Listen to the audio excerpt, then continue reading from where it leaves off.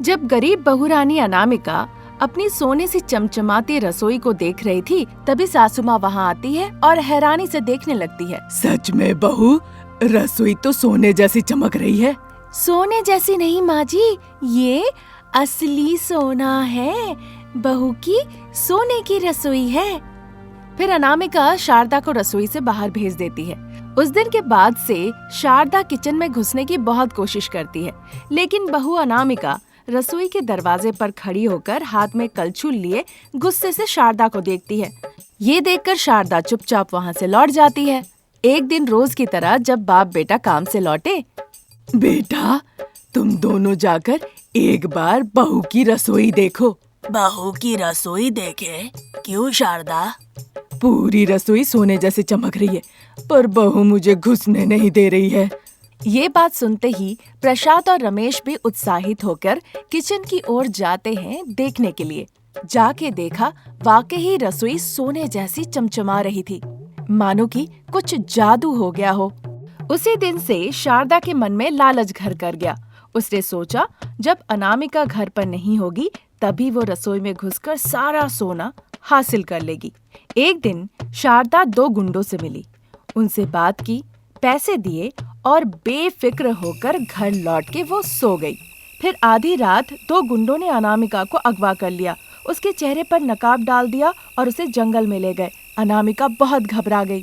सुनिए, आप लोग कौन हैं? मुझे कहाँ ले जा रहे हैं? ये नकाब क्यों पहनाया है? आप लोग क्या चाहते हैं? मैं विनती करती हूँ। इस तरह वो गिड़गिड़ाती रही, लेकिन उन गुंडों को उस पर कोई तरस नहीं आया। वो उसे कस के पकड़ के खींच के लेके जाने लगे। उधर घर पे शारदा सबके सो जाने के बाद हाथ में सब्जी काटने वाला चाकू लेकर खड़ी थी। सही समय है, सब सो गए हैं। अब बहू की रसोई से सोना चोरी करने का सही वक्त है। ये सोचकर वो धीरे धीरे रसोई की ओर बढ़ी, पर वहाँ जब गई तो देखी दरवाजे पे ताला लगा हुआ है। ये देखकर शारदा को बड़ा गुस्सा आया।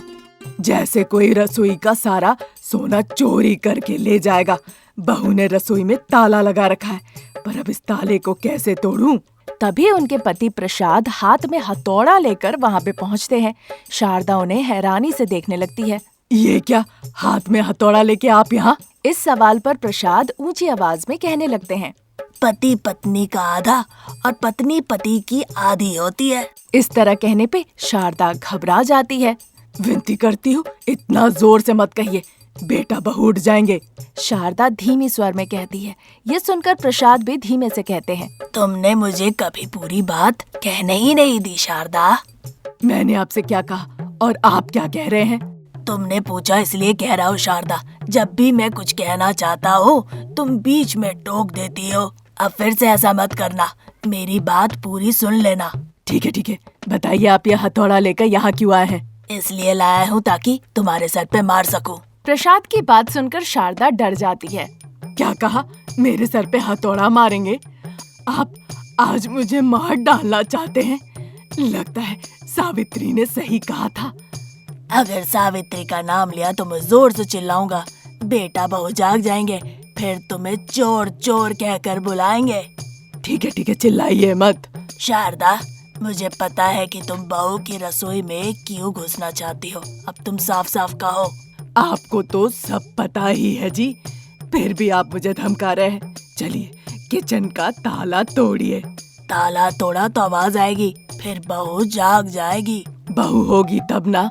मैंने इस सोने के किचन के लिए 2 गुंडों को पैसे दिए ताकि वो अनामिका को जंगल में ले जाके छोड़ आए।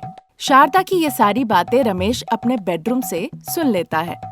क्या अनामिका के इस सोने की रसोई के लिए आपने अनामिका को जंगल में भिजवा दिया? मुझे अभी जंगल जाना होगा, अनामिका को बचाना होगा, वरना वो गुंडे अनामिका को मार डालेंगे। इस तरह सोचते हुए तुरंत रमेश जंगल की तरफ भागते हुए गया। जगह जगह पे रुक रुक के वो देखने लगा, पर अनामिका उसे कहीं भी नहीं दिखी। इतनी रात में मैं अपनी अनामिका को इस घने जंगल में कैसे ढूंढूं? हाँ, मैं जोर जोर से उसका नाम पुकारूंगा, अनामिका अनामिका कहकर। वो जैसी मेरी आवाज सुनेगी वो मुझे तुरंत जवाब देगी और मैं जाके उसे ढूंढ लूंगा। रमेश जोर से आवाज लगाने वाला था कि वहीं रुक गया। नहीं, अगर मैं जोर से आवाज लगाऊंगा तो वो गुंडे समझ जाएंगे कि मैं यहाँ पे अनामिका की जान बचाने के लिए आया हूँ। अनामिका और मुश्किल में पड़ जाएगी, इसीलिए मुझे होशियारी से अनामिका को ढूंढना होगा। ये सोचकर रमेश धीरे धीरे जंगल में आगे बढ़ने लगा। उधर घर पे प्रसाद शारदा की बात सुनकर हैरान रह गए। ये क्या कह रही हो शारदा? अपनी बहू को जंगल भिजवा दिया? सोने की रसोई के लिए करना पड़ा जी। तुम और तुम्हारे सोने के पागलपन को जाके गटर में डाल दो। मैं तुम्हें कोई मदद नहीं करूँगा।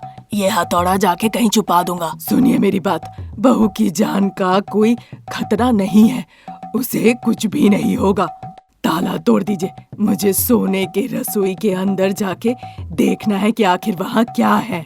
उतना आसान नहीं है जितना तुम समझ रही हो शारदा। बात आसान या मुश्किल की नहीं है जी।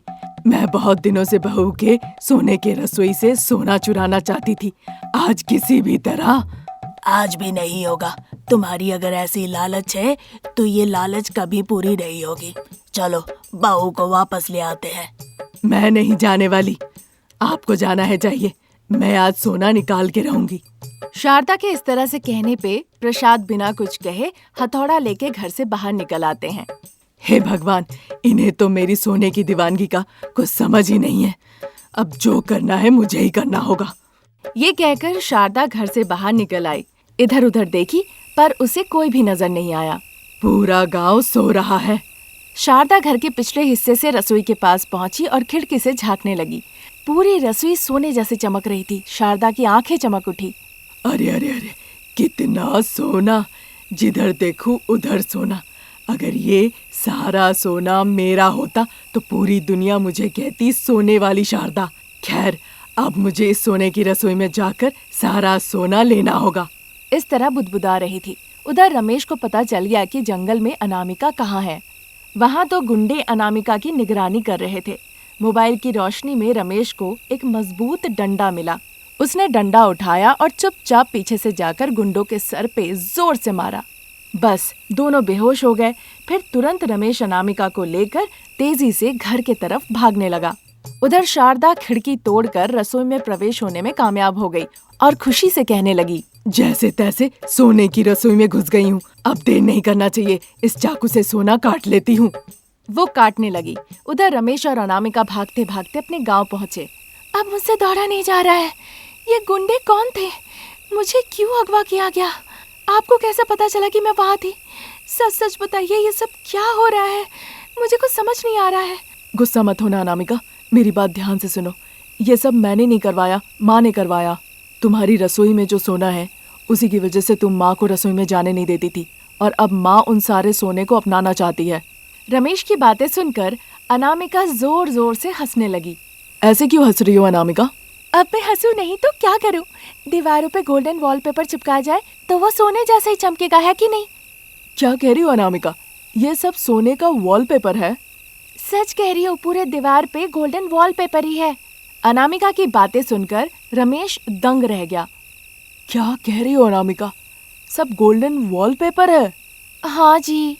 जब ये पता चलेगा तो माँ का क्या होगा पता नहीं। रमेश ये सब कह ही रहा था कि उधर शारदा किचन में बैठी हुई थी, एक हाथ में चाकू और दूसरे हाथ में फटा हुआ गोल्डन वॉलपेपर लेकर, और रो रही थी। रोने की आवाज सुन के प्रसाद आते हैं। देखते हैं शारदा के हाथ में फटा हुआ वॉलपेपर। ये देखकर वो हंसने लगते हैं। घर पहुंच के रमेश और अनामिका चुपचाप सब देख रहे थे। जब उन्हें पता चला कि शारदा सोने के बिना बिल्कुल पागल हो चुकी है, तब रमेश, अनामिका और प्रसाद तीनों शारदा को ले जाकर पागल खाने में भर्ती कर देते हैं।